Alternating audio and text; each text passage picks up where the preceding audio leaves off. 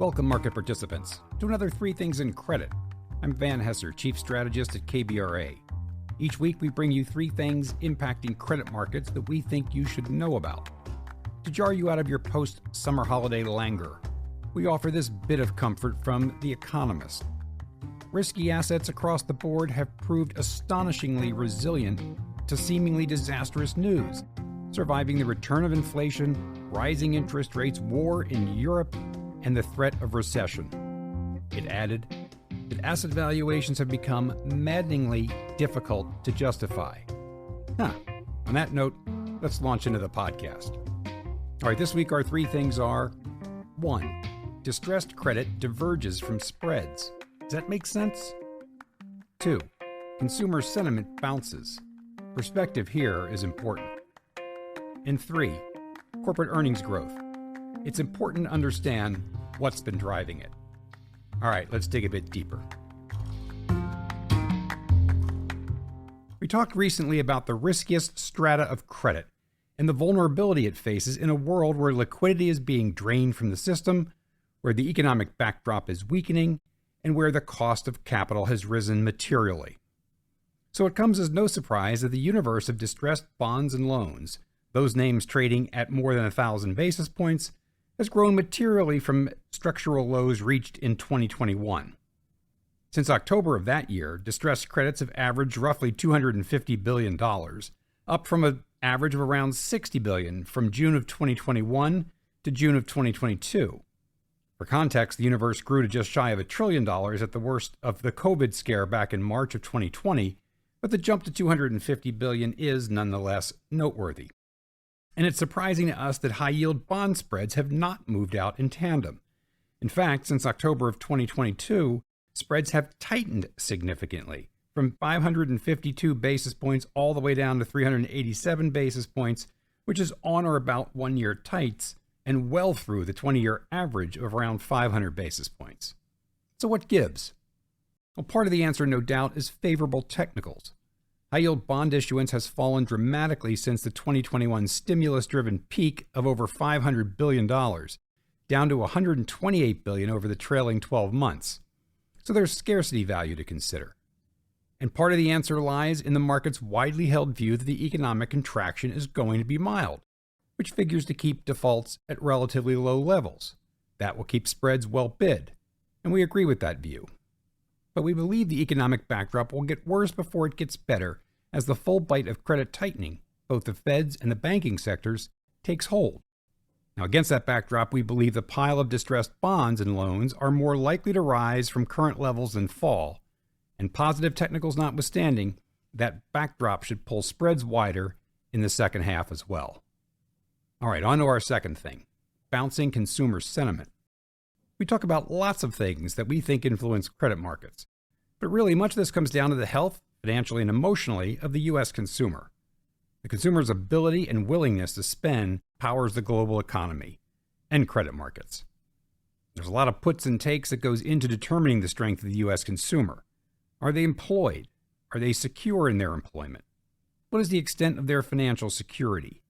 Is their debt burden manageable? Are wages keeping up with inflation? Are they happy?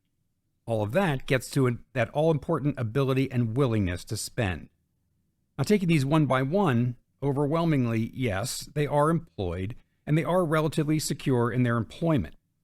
In the aggregate, and we must stress we are talking in the aggregate as we are seeing weakness in the lower income segments of the consumer, but in the aggregate, consumers are financially secure, judging by household net worth, which is just off of record highs and some 27% higher than 2019. As for the debt burden, it's manageable, judging by the financial obligations ratio at 50-year lows. Even though inflation serves as an unwanted tax on consumers, wages are for the most part keeping up, especially with inflation coming down. So are consumers happy? Well, that's more of a mixed bag. According to Gallup, 83% of us are at least somewhat satisfied with our personal lives, about equal to the long-term average. That's good. Yet 71% believe the U.S. is on the wrong track, according to Morning Consult, while trust in many institutions, according to Gallup, is, quote, at or near rock bottom, unquote. That's not so good. And we see the weight of those latter two surveys reflected, no doubt, in the most broadly watched consumer sentiment surveys, that produced by the Conference Board and the University of Michigan. Both of those remain well below pre-pandemic levels despite bounces higher in the most recent results. Now, it's interesting to note there is a historically wide differential today between the two surveys, owing to the more buoyant Conference Board's orientation towards employment, while the still deeply negative Michigan's, which skews towards financial matters. In any event, both surveys' bounce likely had more to do with stocks rising, food prices coming down, and gas prices staying low. All of that, coupled with still strong job security and wage gains, and a still meaningful stockpile of excess savings, should keep spending up, right? Well, not so much. The latest personal consumption reading was weak in both nominal and real terms, and the preceding month, April, was revised down.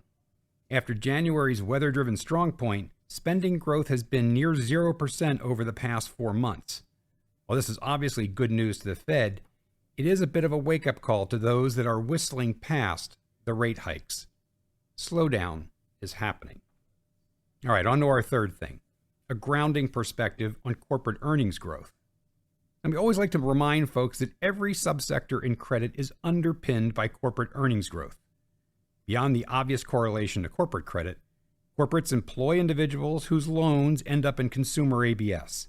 They provide the tax base that supports public finance. They lease commercial properties, whose loans end up in CMBS. You get the picture. So he took note of a paper published in June by Michael Smolyansky, principal economist of the Federal Reserve Board.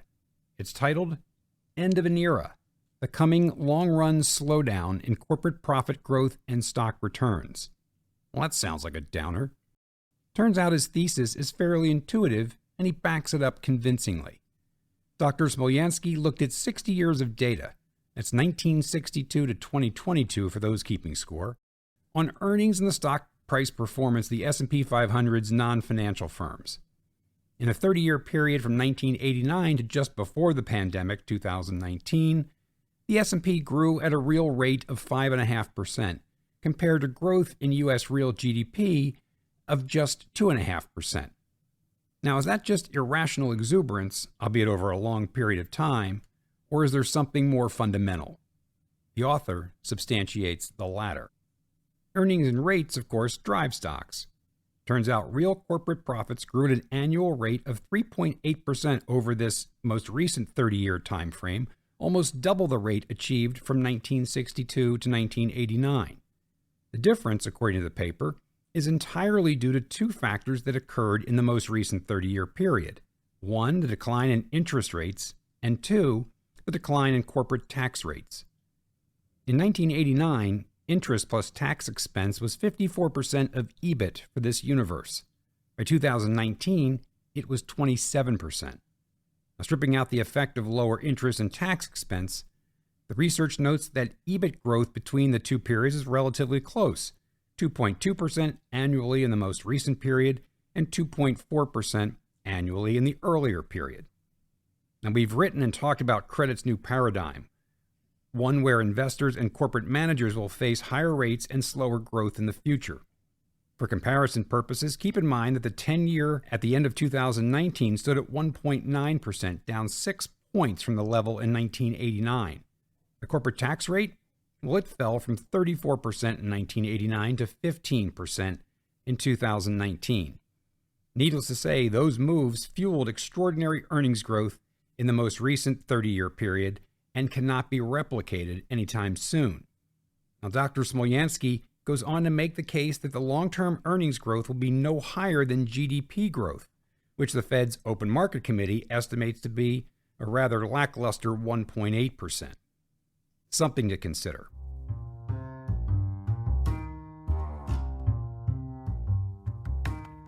So there you have it. 3 things in credit. 1. Distressed credit diverges from spreads. Technicals are battling gravity. Ultimately, we think gravity wins. 2. Consumer sentiment bounces. It's still low, and it's not likely to improve. And 3. Corporate earnings growth. Focusing on EBIT growth will give you a clearer picture of what's ahead. As always, thanks for joining. Don't forget to check in on kbra.com for our ratings reports and latest research. See you next week.